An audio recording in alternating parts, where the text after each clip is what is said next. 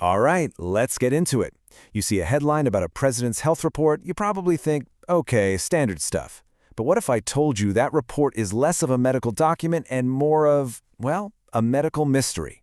We're going to play detective and follow the clues a cardiologist found hidden inside the official story. So here it is, the official story. The big takeaway, right up front. Very healthy. Sounds fantastic, doesn't it? A glowing review. Case closed. Everybody go home. That is, unless you're a doctor who makes the fatal mistake of, actually reading the rest of the report. And that's where Dr. Yifeng Guo comes in. He's a cardiologist who saw that very healthy headline, noticed a few things that didn't quite add up, and he gave a little tug on one of those threads. And, well, you know what happens next. The whole thing started to unravel. Now, this whole investigation, it didn't start under a microscope. It started with our own two eyes. I'm talking about things you might have seen in the news, swollen legs, some weird bruises on his hands. Little things, maybe. But when the official story is perfect health, those little things suddenly get a lot bigger, don't they? And that's the real question here, isn't it? Are we getting the full, unvarnished truth, or are we just getting the highlight reel? To figure that out, we've got to stop looking at the photos and start digging into the actual data they gave us. Let's get to it. So, our first clue. It sounds almost boring. A daily aspirin. I mean, tons of people take it, right? No big deal. Except in this case, for this specific patient, it's a massive red flag. Let me show you why. Okay, so on the left, you've got the official medical playbook from the top cardiology groups in America. And it's dead simple. If you're over 70 and you don't have known heart disease, you do not take a daily aspirin. The risk of internal bleeding is just too high.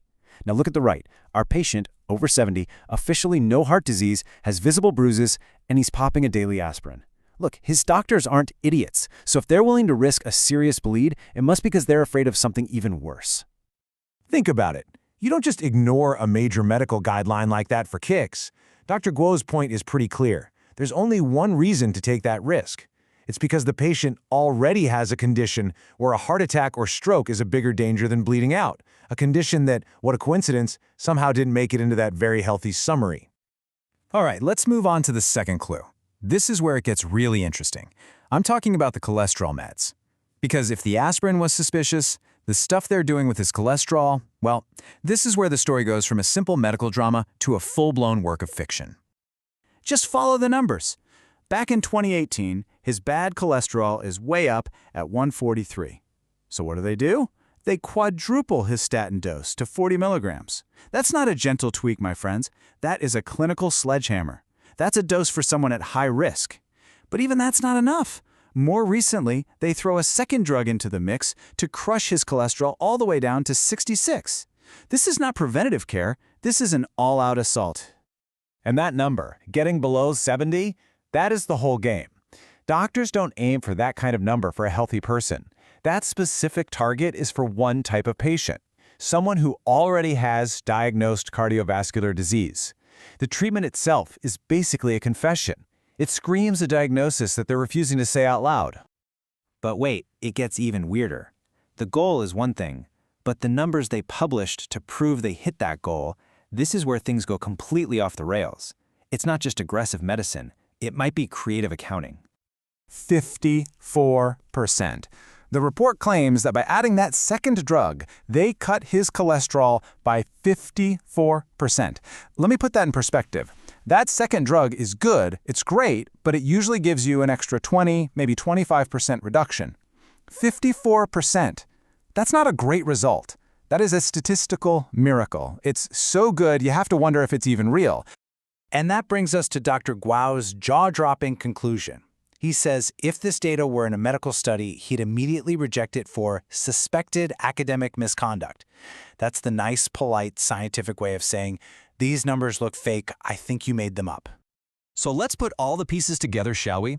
We've got a risky aspirin prescription, we've got a super aggressive cholesterol treatment for a disease he supposedly doesn't even have, and we've got lab results that seem to defy medical science. So, what's the final verdict?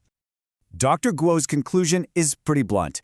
All of these clues, they don't point to a man in excellent health. No, they point to a patient with a known but hidden diagnosis of cardiovascular disease, probably coronary heart disease, or even a minor stroke. And the public reports, they've been carefully managed to tell a different story. Now look, if this was the first time something like this happened, you could maybe chalk it up to a mistake. But to really get what's going on here, you have to zoom out and look at the pattern. It's not just about this one report. It's about the history of all the reports. Remember 2016? A doctor writes a glowing letter, and later admits the patient dictated the whole thing to him. Then in 2018, another doctor gives an excellent report, and later faces a storm of accusations about his own professional conduct. When you see a history like this, you have to start asking yourself, are these medical documents? Or are they press releases with the doctor's signature on them? And here's the wild part. It's all perfectly legal. There is no law in the United States that says a president has to tell you the full story about their health. It is 100% voluntary, which means they get to pick and choose what you see. They can show you the good, hide the bad, and spin the ugly into something beautiful. So, what's the big takeaway from all this? 3 simple things. First, when you see an official report, just assume you're getting the curated highlights, not the whole movie. Second, a doctor's name might be on the paper, but political pressure might have been holding the pen. And third, the real story isn't in the headline. It's always hiding in the details, in the contradictions.